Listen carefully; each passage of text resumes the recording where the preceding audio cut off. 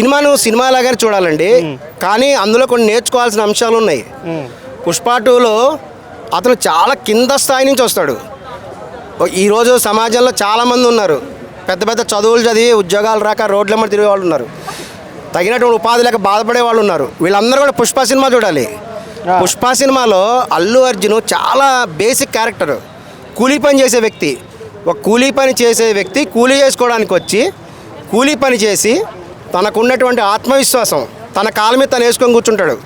వచ్చి అడుగుతాడు, ఏంది కాలు మీద కాలు వేసుకొచ్చున్నట్టు, ఇది నా కాలు, కుడి కాలు నా కాలే, ఎడమ కాలు నా కాలే, నా కాలు మీద నేను వేసుకొని కూర్చున్నా, నేను చేసిన తప్పేంటి అంటాడు. అలాగైతే మన యజమాని ఒప్పుకోరు అంటాడు. అయితే యజమానినే మార్చేస్తా అంటాడు. ఈ విషయాన్ని ఇప్పుడు ఉన్నటువంటి అందరూ కూడా నేర్చుకోవాలి. ఇది యూత్ అంతా నేర్చుకోవాలి. మన సెల్ఫ్ రెస్పెక్ట్ మనకు ఉండాలి. మనందరం ఉద్యోగం చేస్తున్నాం, ఎవడో మనకు జీతం ఇస్తున్నాడు ఒప్పుకుంటాం. మనం ఎందుకు ఇస్తున్నాడు?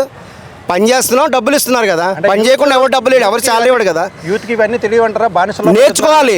యూత్కి బయట పెట్టాలంటే చాలామంది భయపడతారు, కానీ ఈ సినిమా ద్వారా నేర్చుకోవచ్చు. ఎవరైనా పని చేస్తున్నాం, అది ఏ పనైనా ఇవ్వండి, సాఫ్ట్వేర్ జాబ్ అవనివ్వండి, ఇంకో జాబ్ అవనివ్వండి, ఏదైనా అవనివ్వండి, ఎవరైనా మనం పని చేస్తే మనకు శాలరీ ఇస్తారు. ఏదైనా చేస్తేనే బిజినెస్ చేస్తేనే డబ్బులు వస్తాయి. అటువంటిప్పుడు మన సెల్ఫ్ రెస్పెక్ట్ కూడా మనం కాపాడుకోవాలి అనే విషయం పుష్ప ద్వారా తెలుస్తుంది. అతను ఏం చేస్తాడు? కాలు కింద పెట్టడు, యజమాని మార్చేసి నేను వేరే చోటుకి వెళ్ళిపోతా అంటాడు. అంత సెల్ఫ్ కాన్ఫిడెన్స్ ఉంది కాబట్టే అతను జీవితంలో ఎంతో ఎదుగుతాడు. ఒక కూలీ పనికి వెళ్ళిన వ్యక్తి కొన్ని వందల కోట్లు